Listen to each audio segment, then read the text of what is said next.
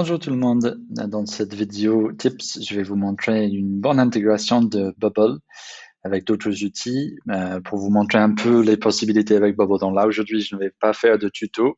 Ça va être vraiment vite pour voir plusieurs points de comment intégrer Bubble avec d'autres outils. Pour vous montrer justement comment j'avais créé un outil qui est très utile pour moi, qui est un générateur automatique des factures pour un offre de coaching que je fais actuellement, de 4 heures de coaching Bubble pour la création de contenu avec un site Bubble, ou déblocage sur les points qui bloquent sur un développement d'une application.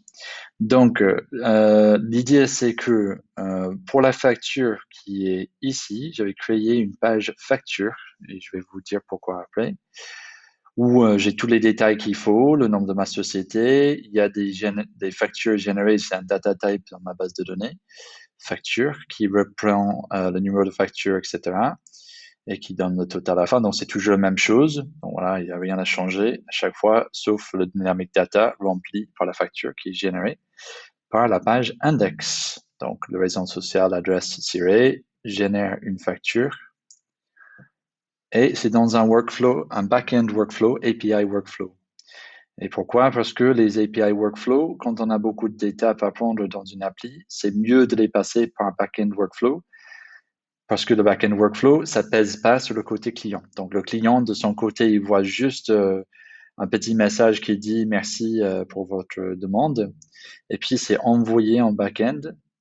Là, c'est mon API workflow il faut bien configurer avec ce qu'il faut, d'envoyer, créer une société, créer une facture, de ajouter la facture à la société, changer le numéro dépendant de dernière facture qui était générée. Donc, on retrouve la dernière facture et puis on ajoute un.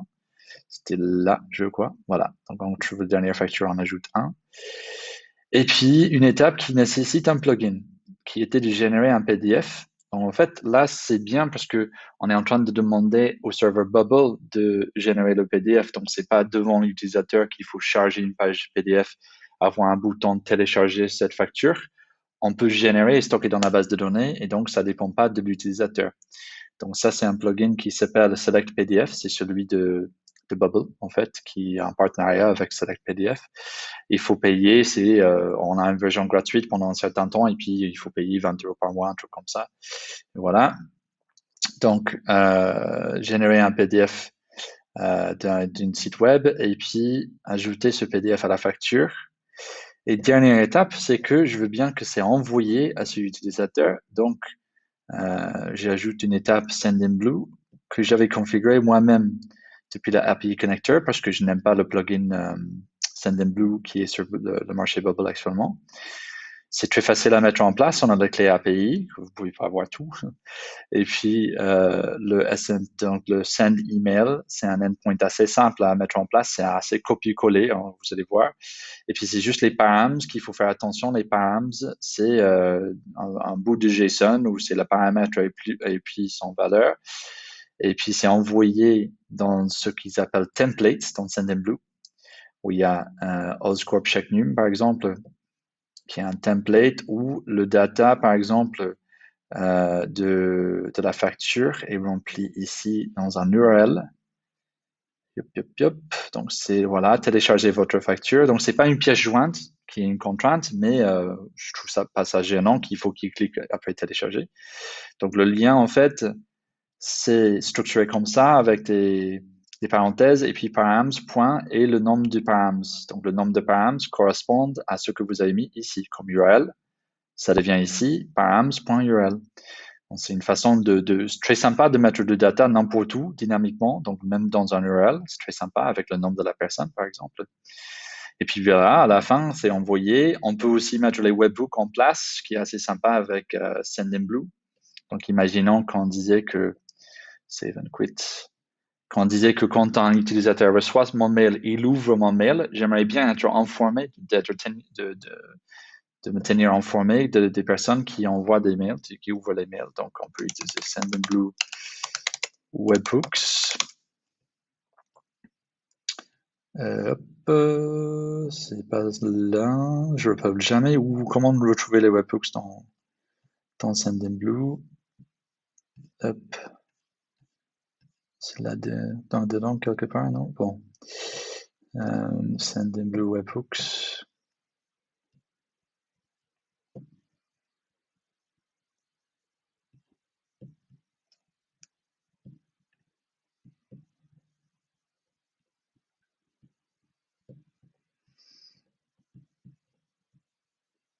Webhooks, voilà, ça n'a pas pris beaucoup de temps, désolé. Voilà, les webhooks qu'on peut ajouter pour dire bah, quand l'email est livré ou quand l'email est ouvert, par exemple, on peut mettre un webhook. Donc ça, c'est plutôt dans les backend workflows, mais avec un backend workflow spécifique. Donc tu fais new API workflow Sendinblue. Et puis le mieux, c'est de faire detect request data, detect data. Vous avez un URL à prendre à mettre dans l'éditeur là qui contient initialize à la fin. Il faut jamais oublier de enlever initialize quand vous avez bien mis en place le webhook parce que sinon ça marche pas. Et voilà, on peut tester, envoyer et côté Bubble, on reçoit tout l'info de ce webhook pour nous à regarder. Donc, vous pouvez regarder en RAW, vous pouvez regarder comme il est chiffré, comme il est décliné par Bubble, et puis mettre ça dans les workflows. Donc, quand je accède à un workflow pour aller chercher, par exemple, un message qui a été envoyé, peut-être le numéro de facture, je sais pas, quelque chose qui est là-dedans, on peut dire que c'est égal à request datas identifiant, par exemple, le message ID. Donc, le message ID, c'est ça qu'on a quand on envoie depuis Bubble un mail. On peut stocker le message ID. Et puis, quand le webhook arrive, on peut aller trouver le message ID correspondant et dire, voilà, c'était ouvert pour la première fois.